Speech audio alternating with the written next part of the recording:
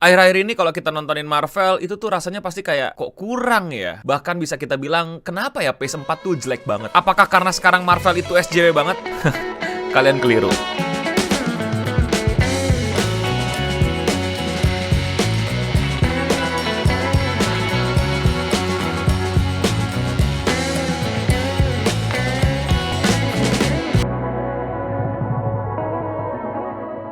Hai Singham, gue Eno Bening, selamat datang lagi di Podcast Indonesia Radio Singham, dimana kita akan obrolin apapun yang mau gue obrolin. Podcast yang kamu gak perlu nonton videonya, kamu tinggal klik di YouTube, terus kamu tinggal video ini menyala, kamu bisa sambil nyapu, ngepel, belajar, ngerjain tugas, pasang headset, ngerjain kerjaan kantor, dan lain-lain. Jadi kalian tinggal dengerin aja. Oh ya, sampai sekarang podcast ini harusnya cuma ada di YouTube, jadi kalau ada yang re-upload di platform lain, itu bukan resmi gue, dan kabarin gue kalau ada biar gue coba take down. Dan kali ini kita bakal ngobrol tentang Marvel. Udahlah, gak usah ditutup-tutupin lagi, nggak usah ditambal lagi, nggak usah pakai argumen Shang-Chi dan WandaVision dan Loki bagus. Phase 4 Marvel itu jelek, akuin aja udah. Pasti langsung deh fanboy Marvel kemarin sore langsung ngatain, mentang-mentang DC, mentang-mentang itu. Enggak. Gue memang fans DC, tapi bukan misi hidup gue untuk menjatuhkan Marvel. Kalau Marvel lagi bagus ya bagus, kalau DC lagi jelek ya gue bilang jelek. Dan kali ini gue akan bongkar ke kalian alasan kenapa MCU Phase 4 ini lagi jelek-jeleknya. Kalau kalian pikir gue ini SJW dan gue berusaha ngebelain SJW, kalian salah besar. Makanya coba ikutin dulu ya. Phase 4 sudah mau selesai dan ya, gue nggak nontonin semua series dan filmnya, tapi sebagian besar gue tontonin. Buat kalian yang udah siap komentar di bawah dengan argumen kayak fans karbitan One Piece yang bilang lu mesti nonton 1000 episode dulu baru boleh review One Piece, baru boleh ngomong tentang One Piece, ya lu close video ini gitu, karena argumen lu sangat-sangat tidak valid. Ya, gue nggak nontonin semua, gue nggak kuat ngikutin semua. Ada juga terutama series yang baru gue nonton bentar langsung gue drop. Tapi intinya gue nontonin sebagian besarnya. Dan gue berusaha merefleksikan diri gue gitu. Kenapa gue nggak sebahagia dulu nonton PS1, PS2, PS3? Kenapa gue nggak yang kayak wuuu gitu? Kenapa gue malah yang kayak udah habis filmnya, oke gitu? Apa ya ngebuat PS4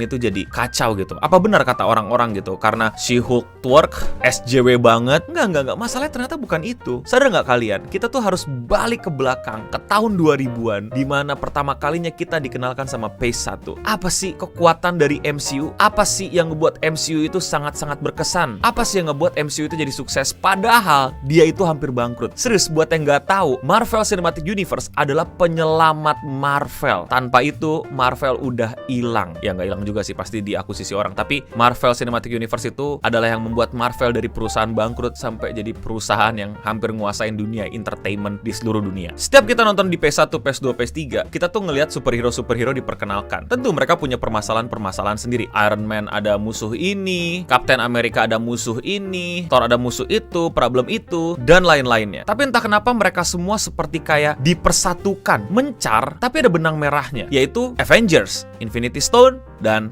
Thanos. Semua yang kita tontonin itu kayak nggak sia-sia. Semua yang kita tontonin itu mengarah kepada satu goal, endgame. Setiap cerita-cerita superhero tersebut, mereka berjalan sendiri-sendiri, tapi nanti ujungnya ketemu di satu garis besar gitu loh. Mereka tuh kayak cabang-cabang yang berdiri sendiri, terus tiba-tiba mengarah ke satu cabang utama gitu loh, untuk perang lawan Thanos. Dan selama perjalanan itu ada yang ketemuan, ada yang misah, ada yang ketemuan lagi, yang ujung-ujungnya nanti semuanya ngumpul. Makanya ketika kita nontonin Endgame, itu tuh kayak terpuaskan banget. Kayak satu bioskop teriak pun juga gak masalah gitu, karena kita semua menikmati momen-momen lingkaran-lingkaran kebuka itu. Dan kalau kalian pikir-pikir dari semua filmnya, mau konflik, mau cerita, mau cameo, mau easter egg, itu tuh bukan cuman easter egg, bukan cuman cameo, bukan cuman hadir gitu aja. Mereka semua tuh bener-bener bagian dari cabang-cabang itu yang menggeser itu semua ke pipa utama, ke jalur utama, ke perang lawan Thanos. Konflik Captain America sama Iron Man dari Civil War ke bawah sampai Endgame, dan ke reveal-nya di Endgame. Relasi antara Hawkeye dengan Black Widow, masalah keluarga Thor, cinta satu kapal Guardian of the Galaxy, you name it, semuanya itu kebawa dan berkesan, dan bukan cuma numpang lewat. Kedatangan Nick Fury di ending tuh bukan cuma buat fan service, tapi buat bagian dari plot. Atau end credit scene yang dimana Thanos akhirnya bilang, fine, I'll do it myself. Itu juga bagian dari pipa utama tersebut. Bukan cuma jualan, tapi sebuah grand story, sebuah mahakarya yang akan diselesaikan. Karya-karya hebat satu-satu ini akan dipersatukan. Walaupun dengan berbagai kekurangan dan berbagai macam plot hole, buat gue sangat-sangat norak sih kalau misalnya kita bilang Endgame itu bukanlah ending yang bagus buat para fanboy Marvel, buat para pencinta film Marvel, buat para pencinta film superhero yang gak harus suka-suka banget sama Marvel. Itulah PS1,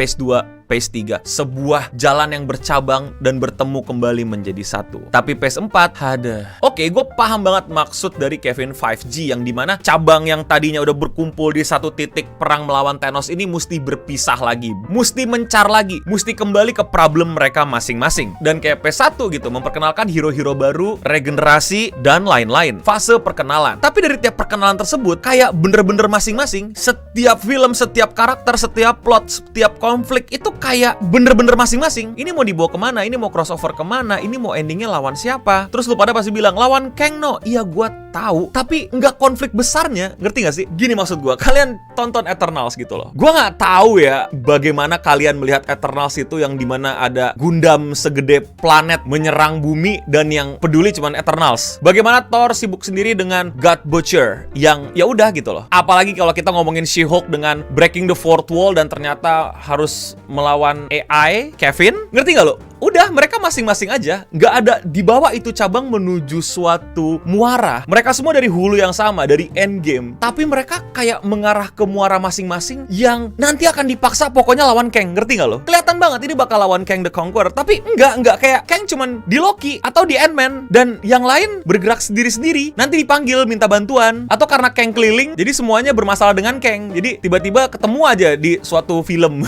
PS4 bener-bener masing-masing aja. Perkenalan yang masing-masing, masalah yang masing-masing, dunia yang bahkan masing-masing, verse yang bahkan masing-masing, dan bahkan konflik besar yang menurut gue masing-masing. Itulah kenapa gue merasa gue nggak worth it nonton series ini, nonton series itu. Karena nanti itu semua akan dipaksakan atau dibuat-buat untuk ngelawan Kang. Udah gitu loh. Dampak dari tiap film terhadap final Kang ini apa? Gak kebayang. Kalau kita ngomongin Loki, iya bener nih Loki. Kalau misalnya lawannya beneran Kang ya itu ya berasa gitu loh. Karena ya itu ada Kang di situ. Doctor Strange karena ada multiverse-nya. Multiverse iya, tapi Kang-nya mana gitu loh. PS1, 2, 3 itu konfliknya nggak pernah jauh-jauh dari Infinity Stone atau pembentukan Avengers. PS4 masalahnya multiverse tapi masing-masing. Jadi kayak semacam cabang yang mental kemana-mana dan nantinya dipaksa tarik gitu loh. Bukan memang mengarah ke situ tapi dipaksa tarik. Udah pokoknya karena Kang punya kekuatan untuk travel between multiverse jadi ya lawannya Kang gitu. Entah kenapa ntar diceritain aja gitu. Tiba-tiba dia nabok She-Hulk atau tiba-tiba dia nyenggol Shang-Chi atau tiba-tiba dia nendang Daredevil atau apalah gitu. Ntar pokoknya marah ya udah kita perang gitu atau dipanggilin semua lagi pakai lingkarannya Doctor Strange gitu. Udahlah men, jangan denial. Lu berasa kan gitu loh kalau cabang-cabang ini tuh mencar tapi nanti dipaksakan gitu, ditarik paksa gitu sama Kang untuk ayo lawan gua. Nggak kayak PS1, 2, 3 yang emang mengarah ke situ jadi enak banget gitu untuk dinikmatin. Worth it banget untuk ditontonin. Tapi kan ada Wong gitu yang selalu datang ke setiap series, setiap movie gitu. Ya apa?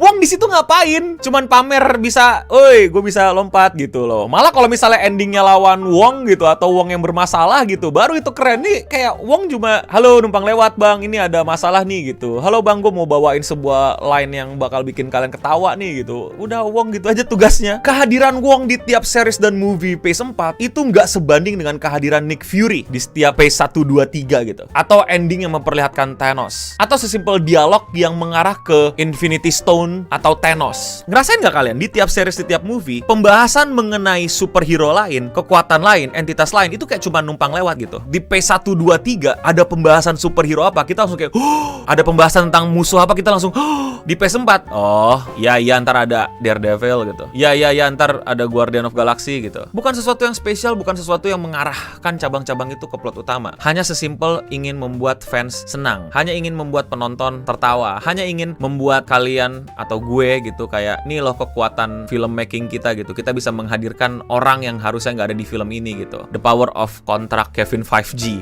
Dan dulu tuh keren banget ngelihat Thor, Captain America sama Iron Man pertama kali ketemu itu bukannya damai, malah saling pukul. Dan terpuaskan banget gitu ngelihat di Endgame di mana Captain America nge-charge, terus Iron Man malah minta Thor untuk nyetrumin dia biar dia bisa ngeluarin laser yang powerful banget. Kolaborasi, serangan Avenger Assemble sangat-sangat membekas di hati, sangat-sangat mahakarya. Kalian sadar nggak sih PS1, 2, 3 itu pertama kali di dunia puluhan film itu sebenarnya satu film panjang, film tentang perang melawan Thanos. Jadi kayak nonton Naruto gitu, panjang, ujung-ujungnya perang ninja, tapi bedanya lu nonton bayar 50.000 gitu loh, dan satu kali nonton 2 jam durasinya. Experience yang bener-bener nggak bisa kita lupain pertama kalinya di dunia ini. Dan experience itu sepertinya tidak akan bisa kita ulang lagi di PS4, 5, 6 atau seterusnya. Ngelihat Eternal team up sama Shang-Chi, She-Hulk She-Hulk ngebantuin Thor, Falcon adu nembakan roket rudal sama Ironheart. Iya keren, tapi kayak ya oh iya bagus gitu. Tapi kayak ya udah gitu. Beda banget rasanya ketika kita melihat Avengers pertama kali ngumpul dan akhirnya ditiban lagi dengan Avengers Assemble di Endgame. Beda, udah nggak bisa diulang lagi. Beda karena terlalu bercabang yang dipaksakan. Lu bayangin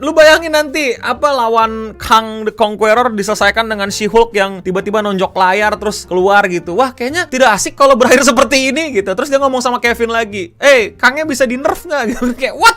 Atau tiba-tiba pas Moon Knight dateng terus tiba-tiba tat gitu kan, kayak wah ternyata aku sudah menyelesaikannya, aku berhasil ngebunuh Kang the Conqueror gitu. Apa? Jadi itu sih kenapa Marvel kesini. Kenapa sekarang Marvel kayak gini? Kenapa Marvel beda gitu? Kenapa Kevin 5G melakukan treatment ini gitu? Jelas jawabannya kalau menurut gue ya uang. Dulu tuh seperti yang gue udah mention, Marvel tuh dulu tuh perusahaan yang hampir bangkrut. Makanya lu bingung kan kok Sony itu punya Spider-Man, padahal Spider-Man itu karakter hero di Marvel. Ya karena mereka untuk bertahan mereka menjual IP mereka ke perusahaan lain seperti Spider-Man. Terus Marvel Cinematic Universe berhasil, mereka punya duit lebih, akhirnya mereka bisa kong kali kong tuh sama Sony, pinjam Spider-Man dong atau bla bla bla bla bla bla bla bla bla. Mereka dulu sangat hati-hati, mereka dulu sangat tidak mau ambil hal yang aneh-aneh gitu. Mereka stick to the plan. Mereka fokus ke satu plan utama, grand plan, yaitu perang melawan Thanos, Infinity War, Endgame. Mereka nggak mau punya formula-formula lain, coba-coba lain. Ini plan utama kita, ini grand plan kita. Nggak ada yang boleh ngecabang-cabangin lagi, nggak boleh ada aneh-aneh lagi. Pokoknya ini endingnya perang lawan Thanos. Jadi semua film mengarah ke situ. Karena duitnya terbatas, mereka mesti berhati-hati ngambil keputusan. Mereka juga mesti hati-hati ambil plot, ambil konflik, ambil musuh. Keterbatasan IP mereka juga mesti hati-hati pikirin mana yang pas masuk, mana yang pas bisa dikalahin, mana yang pas bisa dibikin team up. Tapi PS4 Marvel itu bukan lagi Marvel Cinematic Universe, tapi Marvel Infinity Money Universe. Marvel bisa ngelakuin apapun yang mereka mau. Mereka bebas bereksperimen. Mereka bebas nyoba ini itu. Mereka ambil karakter ini, mereka ambil IP ini, mereka pakai aktor ini, mereka ambil Christian Bale untuk acting yang cuman kayak gitu. Uang tumpah. Mereka itu printing money. Mereka itu tinggal bilang mau siapa. Mereka tinggal bilang mau sutradara yang mana. Karena uang bukan lagi halangan buat mereka. Jadi ya nggak perlu hati-hati.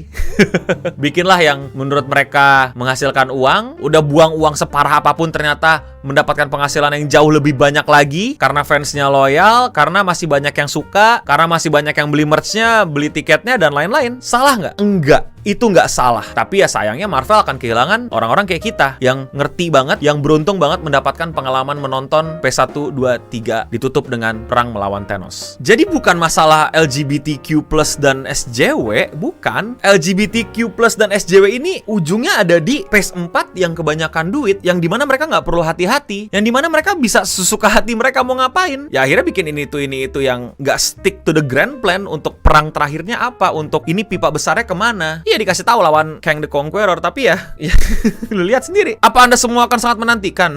Gimana Kang dilawan? Ya biasa saja kalau ada waktu nonton, kalau nggak ada waktu ya nggak usah dikejar, ya kan? Ya tetap ditonton kan, cuman ya nggak seburu-buru nonton Endgame. Jadi itulah analisa gua, esai gua tentang kenapa PS4 itu jelek banget, kenapa kita itu nggak bisa menikmati PS4 kayak menikmati PS1, 2, dan 3. Tentu ini adalah pendapat gua, experience gua yang mungkin kalian punya perasaan sama kayak gua. Buat kalian yang masih enjoy, buat kalian yang masih nikmatin PS4, atau mungkin menurut kalian PS4 adalah PS paling terbaik di Marvel Cinematic Universe, ya nggak apa-apa. Video ini bukan paksaan atau doktrin untuk kalian jadi nggak suka Marvel Cinematic Universe PS4 gitu. Jangan sampai om tua ini mempengaruhi selera kalian lah. Kalian kan kuat mentalnya. Kenapa pas nontonin video ini malah panik? Tapi sekali lagi, nggak apa-apa. Itu hak kalian untuk menikmati apa yang kalian bisa nikmati. Kalau PS4 adalah selera kalian, itu yang kalian suka, go for it. Jangan biarkan orang lain mengatur selera kalian. Atau jangan-jangan selama ini selera kalian yang gampang keatur, padahal nggak ada yang ngatur. Sekali lagi, yang dilakukan MCU ini apa ya, yang nggak salah gitu loh. Gua kadang suka bingung sama orang Indonesia gitu, yang ketika ada orang ngobrolin tentang selera gitu, mereka selalu ukur dengan hitam putih gitu, salah dan benar gitu. Ya apakah yang dilakukan MCU salah untuk mengeruk uang sebanyak-banyaknya, bikin sebanyak-banyaknya film series yang mereka mau, yang mereka suka, dengan cameo yang mereka mau, cameo yang mereka suka? Ya nggak salah lah, duit-duit mereka. Toh laku-laku aja, toh fansnya masih banyak kan? Ya sekali lagi, video ini cuma menjelaskan perspektif gua. Kalau kalian penasaran kenapa PS4 itu jelek. Sekaligus juga keresahan gue sama orang-orang yang cuma bisa berargumen SJW. Men, sisi SJW itu cuma sebagian kecil yang menyebalkan dari seri-seri di PS4. Kalian harusnya bisa lihat problem yang lebih besar kayak gini gitu loh. Bandingin aja gitu loh, kenapa 1, 2, 3 bagus, 4 nggak bagus ya. Coba kalian lihat gitu. Ya itu menurut gue grand plan-nya. Yang satu sendiri-sendiri jalan ke tengah, yang ini bener-bener jalan sendiri-sendiri mencar dan udah punya dunia sendiri atau bahkan keluar dari kotak itu. Dimunculkanlah orang yang nanti bakal maksa mereka ngumpul lagi gitu, karena orang ini, sosok ini yaitu bisa mental-mental kemanapun yang dia mau. Kang, kalau menurut kalian gimana? Komen di bawah. Kalau kalian suka pembahasan gua kayak gini, jangan lupa subscribe, nyalain notifikasi, like video ini, share video ini ke teman-teman kalian yang demen banget sama PS4. Mari kita teror mereka gitu. Kita lihat mental mereka. Apakah mereka bisa bertahan dan oh ya tapi gue beda pendapat bang gitu. Atau mereka malah mental yang kok ngatur. Lemah banget gini doang dianggap ngatur. Jangan lupa follow gue di sosial media, karena biasanya gue curhat kayak gini langsung ke sosial media dulu baru gue bikin kontennya kayak gini, karena kan yang kayak gini butuh waktu diedit. Tapi serius, please coba komen di bawah, debatkan di bawah gitu loh. Kalau kalian orang-orang yang sehat, menurut kalian gimana PS4 dan bagaimana pendapat kalian mengenai video ini yang udah gue benar-benar coba untuk mikirin analisisnya gitu loh. Komen di bawah juga, mungkin bisa bahas apa gue ke depannya di Radio Singham. Jangan lupa support you boys dengan membeli merch kami di bit.ly/tokocs, ketik aja di browser atau di link di deskripsi di bawah. Udah banyak merchandise kami yang ready restock, jadi buruan pesan aja. Thank you segala supportnya, thank you for watching, and see you guys on the next podcast Radio Singham. Untuk kita semua, stay clean and sound.